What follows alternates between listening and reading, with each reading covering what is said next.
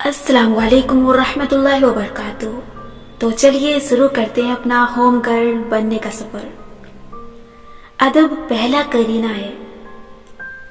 میں محسوس کر رہی ہوں کہ ایک عرصے سے ہماری پیاری لڑکیوں میں ایک بات بہت عام ہوتی جا رہی ہے کہ سوشل میڈیا پہ ہر جگہ اپنے حقوق اور ہر غلط چیز پہ اپنے لیے آواز اٹھانے کی مہم دیکھ کے ایک خیال ان کے ذہن میں راسخ ہو جاتا ہے کہ زندگی بس اپنی مرضی سے گزارنی ہے، دوسروں کی رائے کو فوراً سے جھٹک دینا ہے اور بس اپنی منمانی کرنی ہے۔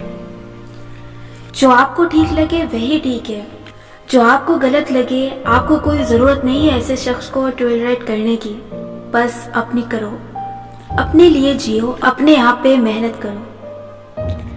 ایک حد تک یہ باتیں درست ہیں، اس لیے کہ واقعی ہم سب کو اپنے سیلف کانفیڈنس اور اپنی ذات کے اوپر بہت محنت کی ضرورت ہے، لیکن اگر یہ باتیں حد سے بڑھ جائیں تو یہ ہمیں نقصان دے گی۔ جس معاشرے میں اور آپ رہتے ہیں وہاں شرکش باتوں سے نہ گھر بستے ہیں نہ آپ کو لانگ ٹرم میں فائدہ ہوگا۔ اگر آپ ہر چیز میں منہ پھٹ ہو جائیں گے، دوسروں سے کنارہ کس ہو جائیں گے، کسی بات پہ صبر کرنا نہیں سیکھیں گے، تو پھر وہ صبر پہ اجر کے وعدوں کا کیا ہوگا؟ وہ اللہ تعالیٰ کی مدد، وہ کسی کو درگزر کرنے کا انعام، کسی اور کے لیے تکلیف اٹھانے کا ثواب، اور ادب آداب کے اچھے بدلے کا کیا ہوگا؟ اگر صرف اپنی مرضی سے جینا ہے تو پھر اللہ نے دنیا میں پیدا کیوں کیا؟ جنگل میں کر دیتا جہاں ہم جانوروں کی طرح جہاں جی چاہتا منہ اٹھا کے چل دیتے۔ دیکھیں، اگر تو آپ کوئی بہت ہی آزاد خیال خاتون ہیں جن کے نزدیک ان باتوں کی اہمیت نہیں ہے تو میری کتاب آپ کے لیے نہیں ہے۔ میری کتاب ان لڑکیوں کے لیے ہے جو اسی معاشرے میں رہنا چاہتی ہیں، جو اپنے بڑوں کے دل میں اپنی جگہ بنانا چاہتی ہیں، جو دوسروں کے لیے تکلیف کا باعث نہیں بننا چاہتی، اور سب سے بڑھ کے جو جانتی ہیں کہ دنیا والوں کے ساتھ رہنے کے کچھ مینرز ہوتے ہیں، گھر بسانے کے کچھ قاعدے ہوتے ہیں۔ معاشرہ آپ سے کچھ چیزوں کی توقع کرتا ہے اور ان کے بغیر آپ سوشل میڈیا پہ تو گزارا کر سکتے ہیں، حقیقی زندگی میں نہیں۔ خیر، گزارا آپ کر لیں گے لیکن ارد گرد کے لوگوں کی آپ کے بارے میں رائے بہت خراب ہوتی جائے گی، آپ خود کو تنہا کر دیں گے، کیونکہ جو آپ کو ٹھیک لگے وہ ٹھیک ہے، یہ ایک سبجیکٹیو سچ ہے۔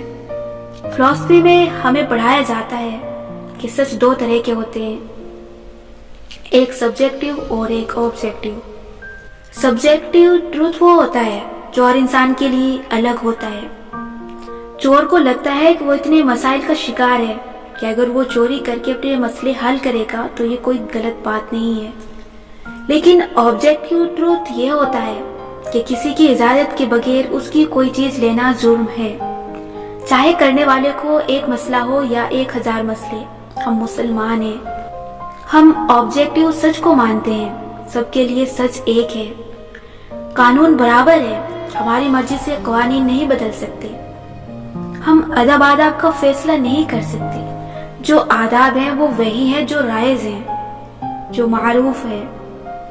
بڑوں کے سامنے اونچی آواز میں جھڑک کے بات کرنا غلط ہے، پھر چاہے آپ کی بات کتنی ہی درست کیوں نہ ہو۔ اس بات کو اگر آپ جسٹیفائی کرتے ہیں تو یہ کتاب آپ کے لیے نہیں ہے۔ استادوں کے نام رکھنا اور ان کے پیچھے ان کا مذاق اڑانا غلط ہے، لیکن اگر آپ سمجھتے ہیں کہ یہ کول ہے اور یہ آپ کے یونیورسٹی میں سب کرتے ہیں اور یہ استاد تو آپ سے عمر میں 5 سال ہی بڑے ہیں، تو یہ کتاب آپ کے لیے نہیں ہے۔ یہ کتاب ان لڑکیوں کے لیے ہے جو اپنے مینرز کو مزید بہتر بنانا چاہتی ہیں۔ جب سے ہم بڑے ہوئے ہیں ہمارا آدھا دن ٹیچرز کے ساتھ گزرتا آیا ہے، اسکول ٹیچرز، اکیڈمی ٹیچرز، قاری صاحب، ٹیوشن کے لیے گھر آنے والے ٹیچرز وغیرہ وغیرہ۔ ان میں سب سے زیادہ برے ہمیں قاری صاحب لگا کرتے تھے، وہ آتے بھی دوپہر کے وقت تھے جب ہم تھک کے اسکول سے آتے تھے۔ ان کے آنے سے آدھا گھنٹہ پہلے ان کے نہ آنے کی دعائیں شروع ہوتی تھی، قرآن پڑھنا سب سے مشکل لگا کرتا تھا۔ اب اس عمر میں آ کے معلوم ہوا ہے کہ یہی تو ساری آسانیوں کا راستہ تھا، اسی سے گزر کے تو ہر مرحلہ آسان ہوتا ہے۔ لیکن قاری صاحب جتنے بھی برے لگتے ہوں، میں نے یا میرے بھائیوں نے کبھی ان کے نام نہیں رکھے، ان کے سامنے سر جھکا کے پڑھتے تھے۔ میں مدرسے میں قرآن بھی پڑھنے جایا کرتی تھی، اور کچھ سیکھا یا نہیں سیکھا، ایک بات ضرور سیکھی کہ جو استاد ہے اس کا بہت بلند درجہ ہے۔ چاہے میری استانی عمر میں مجھ سے زیادہ بڑی نہیں ہے، لیکن استانیوں کے سامنے کبھی میں نے منہ نہیں بنائے، ان کے سامنے بک بک نہیں کی، زبان کو لگام دی اور سر جھکائے رکھا۔ آپ اگر زندگی میں کسی چیز سے فائدہ اٹھانا چاہتے ہیں تو اس کا ادب شروع کر دیں۔ یہ میری ایک ٹیچر کہا کرتی تھی، کیونکہ اس طرح آپ کو اس چیز میں اتنی برکتیں ملیں گی کہ آپ حیران رہ جائیں گے۔ اگر رزق کم ہے تو جب خریداری کرتے وقت پیسے نکالیں تو ان نوٹوں کو احتیاط سے نکالیں اور دکاندار کو تھماتے ہوئے دل میں شکر ادا کریں کہ اللہ نے اس قابل بنایا کہ نوٹ خرچ کر رہے ہیں۔ کارڈ سوائپ کرتے وقت کندھے جھکا کے رکھیں کہ شکر ہے کہ آج اس مقام پہ ہیں کہ اپنا بینک اکاؤنٹ ہے۔ آپ دیکھیے گا آپ کے رزق میں برکت پڑے گی۔ پڑھائی کرنا مشکل لگتا ہے تو اپنی کتابوں کو احتیاط سے رکھا کریں، ان کو زمین پہ نہ گرنے دیں، ان کو لاپرواہی سے نہ پھینکیں، ان کا ادب کریں، آپ کو علم میں برکت ملے گی۔ قرآن سمجھ نہیں آتا، قرآن کا فیض نصیب نہیں ہوتا تو اس کتاب کا ادب شروع کریں۔ یہ پڑھی جا رہی ہے تو ادب سے بیٹھیں، سر پہ دوپٹہ جمائے رکھیں، اس کے لیے اہتمام کریں۔ اس کو پڑھتے وقت فون بالکل آف کر دیں اور درمیان میں کسی سے بات نہ کریں، نہ بات کا جواب دیں، حتیٰ کہ سلام کا جواب بھی سر کی جنبش سے دیں۔ بس شعائر اللہ کا احترام دلوں کے تقوی میں سے ہے، یعنی وہ چیزیں جو اللہ کی نشانیاں ہیں، جیسے قرآن، اذان کی آواز، ان کا احترام کرنا، ان کے سنتے ہی ہر کام چھوڑ کے ادب سے بیٹھ جانا، یہ تقوی ہے، اور یہ آپ کو زندگی میں بہت سی بلندیاں اور بہت سی برکتیں عطا کرے گا۔ اللہ کی کتاب ہو یا علم کے چشمے، یہ ادب والوں کے نصیب ہوتے ہیں۔ بے ادبوں پہ یہ اپنی برکتوں کے دروازے واہ نہیں کرتے۔ استادوں کا احترام کرنا اور ان کے نام نہ رکھنا بھی آپ کو بہت بلند بخت بنائے گا۔ میری ایک ٹیچر تھی جنہوں نے مجھے ہمیشہ بیک بینچر سمجھا اور کبھی مجھ سے کوئی خاص نرم رویہ نہ رکھا، لیکن میں جب بھی بعد میں کسی محفل میں ان سے ملی، انہوں نے ہمیشہ فخر سے مجھے دیکھا۔ جب میں نے بورڈ ٹاپ کر لیا تھا، وہ ہر جگہ بتاتی تھی کہ یہ میری اسٹوڈنٹ ہے۔ میں نے بھی ہر جگہ فخر سے تعارف کروایا کہ یہ ہیں میری ٹیچر، جن کی وجہ سے میں نے بورڈ ٹاپ کیا ہے۔ حالانکہ اس میں ان کا کمال بہت ہی کم تھا، لیکن یہ آداب ہوتے ہیں، یہ مینرز ہوتے ہیں جو انسانوں کو اچھے اور برے کی کیٹیگری میں تقسیم کرتے ہیں۔ میں جس مدرسے میں قرآن کی تعلیم لینے جاتی تھی، وہاں ہمارے ٹیسٹ بھی ہوتے تھے۔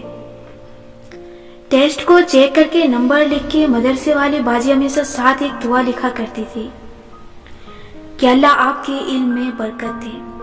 ایک دفعہ میں نے دیکھا کہ ایک لڑکی اپنا ٹیسٹ لیے ان باجی سے جھگڑ رہی ہے کہ آپ نے مجھے 99 نمبر دیے، حالانکہ میرے پورے 100 آنے چاہیے تھے۔ اس نے ان سے اتنی بحث کی کہ حد نہیں۔ میں کسی کام سے اسٹاف روم میں گئی تو میں نے دیکھا کہ وہی باجی ایک سینئر ٹیچر سے پریشانی سے کہہ رہی ہے کہ میں نے اس بچی کو درست مارکس دیے تھے، ایمانداری سے دیے تھے، بعد قرآن کے ٹیسٹ کیے، اس کا نمبر یہاں سے نہیں بڑھتا، میں اب کیا کروں؟ سینئر ٹیچر نے فوراً سے کہا کہ آپ سوچ کیوں رہی ہیں، آپ فوراً سے اس کا 1 نمبر بڑھائیں، اس کو پورے 100 نمبر دیں اور اپنی دعا پین سے کاٹ لیں، بات ختم۔ اس بات نے میرے جسم کے رونگٹے کھڑے کر دیے، روح تک کانپ گئی۔ استادوں سے نمبر لینے کی بجائے ان کی دعا لینی چاہیے۔ میں نے کبھی کالج میں کسی ٹیچر کے پیچھے اس کا مذاق نہیں بنایا، حالانکہ کالج میں یہ بہت عام ہے۔ سیم کو میں دیکھتی ہوں، جب سے وہ یونیورسٹی جانے والا ہوا ہے وہ ایسے ہی کرتا ہے۔ اس کو منع کرو تو کہتا ہے کہ ہماری یونیورسٹی میں سب ایسے ہی کرتے ہیں، ہمارے ٹیچرز خود اتنے بدتمیز ہیں، ہمارے ٹیچرز ایسے ہیں ویسے ہیں، وہ اسی قابل ہیں کہ ان کے نام رکھے جائیں۔ میں اس کی اس بات سے اتفاق نہیں کرتی۔ استاد استاد ہوتا ہے، بھلے وہ اچھا ہے یا برا۔ اگر وہ آپ کے ساتھ ناانصافی کر رہا ہے یا آپ کو بلی کر رہا ہے یا کسی طرح آپ کو ابیوز کر رہا ہے تو وہ الگ کیس ہے، لیکن یوں استاد کے نام رکھنا، ان کا مذاق بنانا اور ان کا ادب نہ کرنا، یہ کسی لحاظ سے جسٹیفائی نہیں کیا جا سکتا۔ اور سب سے اہم چیز، استاد کی غلطی نکالنا بھی ایک غلطی ہے۔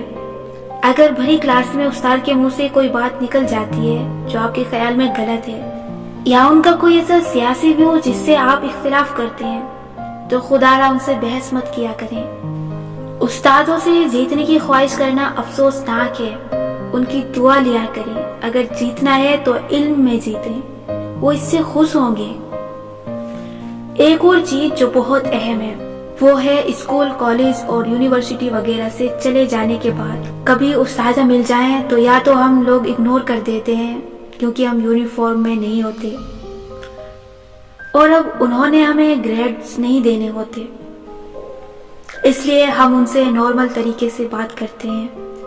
ایسے نہ کیا کریں۔ آپ کو کسی محفل یا بھرے بازار میں بھی اگر آپ کا استاد نظر آ جائے تو بھلے اس نے اپنے وقت میں آپ کو سزائیں دی ہوں، یا پیرنٹس کو شکایت لگائی ہو، یا آپ کی بایولوجی کی ایک بک سے رسالہ پکڑا ہو، آپ اگر ایک باادب انسان ہیں تو آپ فوراً ان کے پاس جائیں، ان کو سلام کریں، ان سے خوشی سے ملیں اور ان کو یہ احساس دلائیں کہ آپ کے دل میں ان کے لیے بہت ادب ہے، بہت احترام ہے، اور آپ آج جو کچھ بھی ہیں ان کی وجہ سے ہیں۔ کسی استاد کو اس کے دوستوں کے ساتھ کسی جگہ پہ اگر اپنا اسٹوڈنٹ مل جائے اور وہ اسٹوڈنٹ اپنے استاد سے یوں بات کرے گویا استاد اس کا پیر مرشد ہے، تو سوچے استاد کتنی دعائیں دے گا، کتنا خوش ہوگا۔ اور یہ ہو نہیں سکتا کہ آپ کی شخصیت بنانے میں اس استاد کا ہاتھ نہ ہو۔ ابھی آپ کو نہیں لگے گا، لیکن ان کی کہی کوئی ایک بات بھی اگر زندگی میں آپ کے کام آئی ہے تو بس اس نے آپ کو خرید لیا ہے۔ یوں اپنے بڑوں کو خوش کرنے اور ان کا مان رکھنے میں انسان کے کتنے پیسے خرچ ہوتے ہیں، ہاں کتنی انرجی لگ جاتی ہے۔ والدین کی عظمت پہ کوئی لمبا مضمون نہیں لکھنا چاہتی، لیکن میں کچھ ایسے اہم پوائنٹس کو اٹھانا چاہتی ہوں جو آج کل کی اولادیں اگنور کر دیتی ہیں۔ جب امی ہمارے موبائلوں کو لان تان کرتی ہیں، جب امی ہمیں ایک سیکنڈ کے لیے فارغ بیٹھے دیکھ کے کام کہہ دیتی ہیں، جب ابو بات بات پہ پوچھتے ہیں کہ ہم کیا کر رہے ہیں، جب کسی دوست سے زیادہ دوستی کرنے پہ امی ابا ٹوک دیتے ہیں، جب یوں لگتا ہے کہ وہ ہر وقت ڈانٹتے ہیں، ہر وقت تفتیش کرتے ہیں، ہر وقت ہماری پرسنل اسپیس سلب کرتے رہتے ہیں، تو ایسے موقع پہ وہ والدین کے سامنے اف نہ کہنے والی آیت بولنے لگتی ہے۔ وہ کسی اور زمانے کی باتیں لگتی ہیں۔ امی کو ٹوکنا اور جھڑکنا لازمی لگتا ہے، کیونکہ اس کے بغیر امی کو کوئی بات سمجھ نہیں آتی۔ امی ابا کا ہر کام کرنا مشکل لگتا ہے۔ ایسے میں کچھ باتیں ہیں جو ہم سب کو یاد رکھنی ہے۔ امی ابا آپ کو کبھی آپ کی پرسنل اسپیس نہیں دیں گے، امی ابا کبھی نہیں بدلیں گے۔ یہ اسی طرح اپنی آخری عمر تک آپ کو بات بات پہ آوازیں دیں گے، بات بات پہ کام کہیں گے، بات بات پہ ٹوکیں گے۔ ان کو آپ کے دوست کبھی اچھے نہیں لگیں گے، ان کو آپ کا ہر وقت فون پہ رہنا نہیں اچھا لگے گا۔ ان باتوں کو آج ذہن میں لکھ کے رکھ لیں، یہ نہیں بدلنے والے، اور جیسے جیسے ہم جوان اور یہ بوڑھے ہوتے جائیں گے یہ بچے بنتے جائیں گے۔ کبھی دیکھا ہے چھوٹے بچوں کو اپنی ماؤں کے ساتھ بات بات پہ سوال کرتے ہیں، بات بات پہ بگڑ جاتے ہیں، اچھے بھلے کھیلتے کودتے رونے لگ جاتے ہیں، ہر چیز پوچھتے ہیں مگر پیارے لگتے ہیں۔ بڑوں کو مسئلہ یہ ہے کہ جب ان کے چہرے پہ جھریاں آ جائیں تو یہ بوڑھے پھر پیارے نہیں لگتے، اریٹیٹ کرنے لگ جاتے ہیں۔ اور میں آپ کو لکھ کے دے رہی ہوں کہ یہ بوڑھے کبھی نہیں بدلیں گے، یہ آپ کو اسی طرح اریٹیٹ کرتے رہیں گے، یہاں تک کہ ایک دن یہ خاموش ہو جائیں گے، ان کی آنکھیں بند ہو جائیں گی، پھر یہ آپ کو راہداری سے گزرتے دیکھ کے پانی نہیں مانگیں گے، یہ آپ کو رات کو 3 دفعہ چٹکنے چڑھانے نہیں اٹھائیں گے، یہ آپ کو شوگر کی دوا ہر رات بار بار یاد نہیں کرائیں گے، یہ آپ کو فارغ بیٹھے دیکھ کے کام کے لیے نہیں پکاریں گے، یہ رات کو لاؤنج میں خالی کھولی بیٹھ کے آپ کا انتظار نہیں کریں گے جب آپ اپنے کمرے میں موبائل میں سر دیے بیٹھے ہوں گے، یہ ایک دن خاموش ہو جائیں گے۔ इनकी सारी बातें जो आज बुरी लगती हैं कल याद आएंगी, फिर लगेगा कि थोड़ा बहुत सब्र कर लेते तो क्या था। फिर समझ आएगी कि वो इरिटेट नहीं करते थे, वो तवज्जो मांगते थे, वो आपसे और क्या बातें करते, इकोनॉमी डिस्कस करते, सियासी हालत पे तज्जिया करते।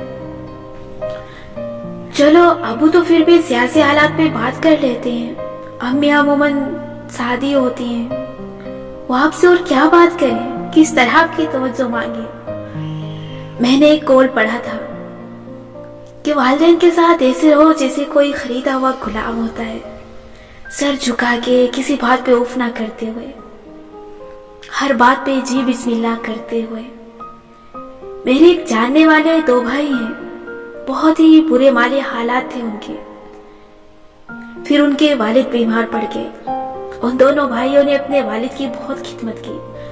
वालिद बीमारी में बहुत चिड़चिड़े हो गए थे, बार बार उनको गालियां देते, रात में कई दफा उठाते। वो अपने वालिद के डायपर्स तक खुद बदलते थे, किसी और को ना करने देते, उन्हें नहलाते धुलाते, रात को उनकी ड्यूटियां देते। वालिद इसी बीमारी में फौत हो गए। और फिर सारे जमाने ने देखा कि उन भाइयों को ऐसा वक्त लगा कि सब देखते रह गए। उनकी कोई पुरानी जमीन अचानक से अच्छे दामों बिक गई। उन्होंने इसके बाद मजीद प्रॉपर्टी खरीद ली। वो जिस चीज में भी हाथ डालती वो सोना बन जाती। दोनों भाइयों ने अपने अपने घर बना लिए। वो अभी तक नेमतों से माला माल हैं, हालांकि दोनों इतने लायक नहीं थे, बस उनको वक्त लग गया। मैं सोचती हूँ कि उनके वालिद तो सारा दिन उनको गालियां देते थे कि उनका ज़हनी तवाज़न भी दुरुस्त न रहा था। फिर उनको किसकी दुआ लगी होगी? वालिद के मुंह से दुआ निकली या नहीं, उनकी रियाजत अल्लाह ताला ने तो देखी थी ना। उनकी खुशहाली देख के हर शख्स कहता है कि इन दोनों ने अपने बाप की बहुत खिदमत की थी। इनको अल्लाह ने दुनिया में अज़्र दिया है, शायद इसलिए कि दूसरे इनसे सीखें, और ये बिल्कुल सच्चा वाकया है। आपको मगरिब ज़दा तबका सिखाएगा कि सबको अपनी लिमिट में रखो। वालिदैन को भी बताओ कि ये बात हमें आपकी पसंद नहीं है, ये आपकी हद है, इसको आपने क्रॉस नहीं करना। तो फिर अज़्र के सारे वादों का क्या? तो फिर सब्र के इनाम का क्या? फिर अल्लाह ने क्यों हमें रियाजतें और मशक्क़तें झेलने को कहा था? सो जान लें कि वालिदैन के आगे गुलाम की तरह रहने में ही दुनिया आखिरत की कामयाबी है। दुनिया में भी आपको वक्त लगेगा और आखिरत में भी आप अल्लाह को मुंह दिखा सकेंगे कि हाँ, वो जो नेमत आपने हमें वालिदैन की सूरत में दी थी, उस नेमत की हमने कदर की, उसका ख्याल रखा, और जिस वक्त उसे अपने पास से आपके पास के लिए रुखसत किया वो हमसे राजी थे। इसलिए अम्मी अबू की बात जब भी बुरी लगे, याद रखिए कि ये चले जाएंगे, इनको आपने अपने से राजी रखना है। भाई कहता है कि हनीन, हमारा फर्ज ये है कि अम्मी जब भी हमसे नाराज हो हम उनको मनाएं। अब हम सही हो या अम्मी गलत हो, हमने अम्मी को मनाना है। जिनके वालिदैन नहीं होते वो तरसते हैं कि कोई उन्हें फारिग बैठे देख के उठाए, कोई उन्हें नसीहत करे, कोई उन्हें समझाए। जिनके होते हैं वो ये नहीं सोचते कि ये ऐसी नेमत है जिसके बारे में अल्लाह पूछेगा। मुझसे और आपसे एक बड़े दिन अल्लाह पूछेगा कि बताओ, जब दुनिया में मैंने बहुत से बच्चों को बिन माँ बाप की जमीन पे पलने दिया, किसी के माँ बाप को उसकी आंखों के सामने उससे ले लिया, कोई कश्मीर कोई फिलिस्तीन में अपने माँ बाप को अपने सामने बिछड़ते देख ही गया, किसी के बीमारी से गए तो किसी के किस्मत से। ऐसे में तुम्हें मैंने माँ और बाप दोनों दिए, या उनमें से कोई एक दिया। तुम जो बहुत ब्लेस्ड थे, तुमने उन दोनों बूढ़ों के साथ क्या किया? उन्होंने तुम्हें काम कहा और तुमने माथे पे त्योरी चढ़ाई। उन्होंने तुम्हें मोबाइल से उठाया तो तुम्हारे पास इतना वक्त नहीं था कि सर उठा के तवज्जो से उनकी बात सुन सको। उन्होंने तुम्हें झिड़क दिया तो तुमने आगे से जबान दराजी की, उनकी बात नहीं मानी। हम ये क्यों नहीं सोचते कि एक दिन अल्लाह पूछेगा कि हाँ बताओ, मेरी नेमत के साथ क्या सलूक किया तुमने?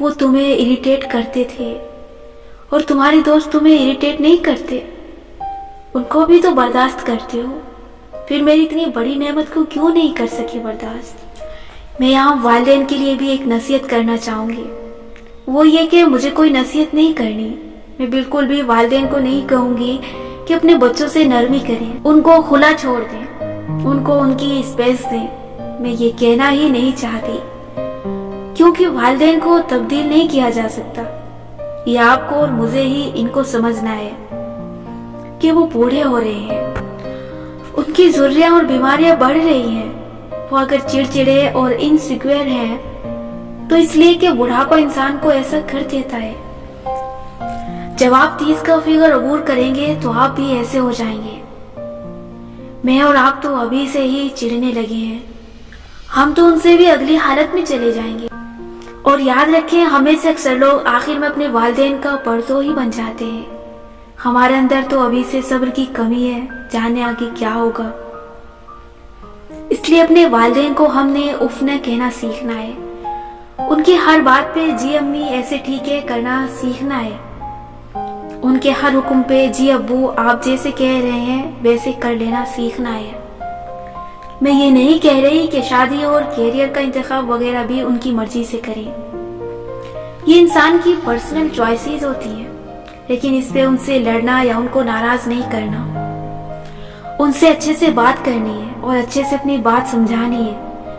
اللہ نے والدین کے سامنے اف نہ کرنے کو اس لیے کہا ہے کہ اف کرنے کے موقع آئیں گے، صبر انسان کا کھوئے گا والدین کے سامنے، اللہ نے بنایا ہے ہم انسانوں کو، اس کو معلوم ہے کہ ہم جب بوڑھے ہو رہے ہوتے ہیں تو ہمارا مزاج بدل رہا ہوتا ہے، والدین کے مزاج بھی عجیب ہوتے جائیں گے، یا زیادہ چڑچڑے ہو جائیں گے یا زیادہ نرم، جو بھی ہیں جیسے بھی ہیں ان کو ویسے ہی قبول کرنا ہے اور ان کے آگے اف نہیں کرنی۔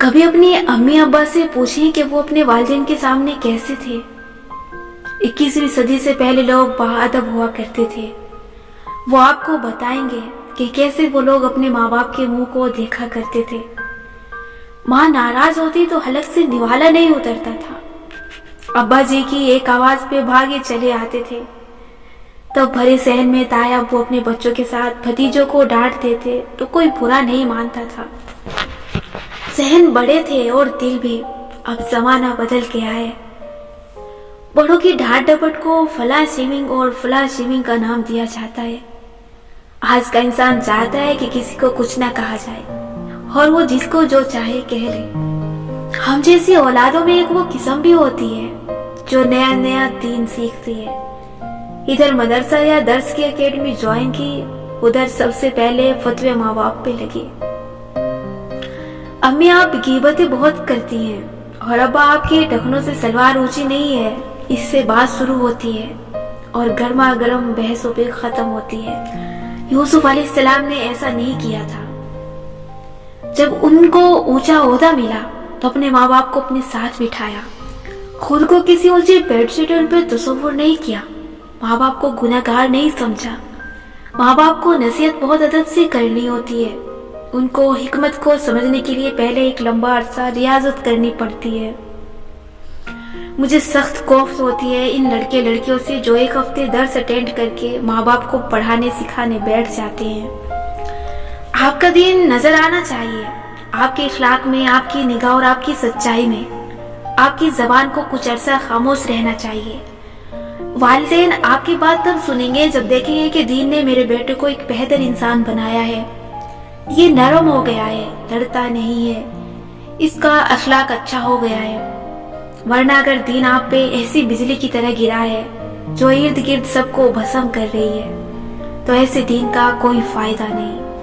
ماں باپ کا دل دکھا کے اور ان کا مان توڑ کے کی جانے والی نصیحت سے بہتر ہے انہیں نصیحت نہ کی جائے۔ والدین سارا وقت تکلیف میں ہوتے ہیں، خصوصاً امی۔ جب ہم چھوٹے تھے تو ہمیں پیدا کرنے کے زخم ابھی بھرے نہیں تھے، پوسٹ مارٹم کے جسمانی اور روحانی زخم بھرنے میں ایک عرصہ لگ جاتا ہے۔ جسم کی کمزوری الگ، ماں بننے کے بعد کے مشکل حالات جس سے ہر ماں گزرتی ہے کا ڈپریشن الگ۔ جب تک ہم اپنی زندگیوں میں سیٹل ہوتے ہیں ماں باپ کا بڑھاپا شروع ہو جاتا ہے، اور بڑھاپا سب سے بڑی بیماری ہے۔ अक्सर को शुगर होती है, नहीं तो घुटनों का दर्द होता ही है। अगर आप बूढ़ी नहीं है तो आप इस दर्द को नहीं समझ सकती। बाज़ औरतों को ये मोटापे के बास होता है क्योंकि घुटनों पे जोर पड़ता है, बाज़ को हड्डियों के 101 मसाइल की वजह से। मगर ये घुटनों की तकलीफ और शुगर, ब्लड प्रेशर अब हर घर में आम है।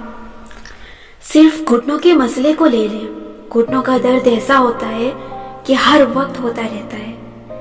जब भी उन पे जोर पड़े और ये हरकत करें तो दर्द करने लगते हैं। सिर्फ लेटे हुए दर्द नहीं होता, मगर माँ को लेटना कहाँ नसीब होता है।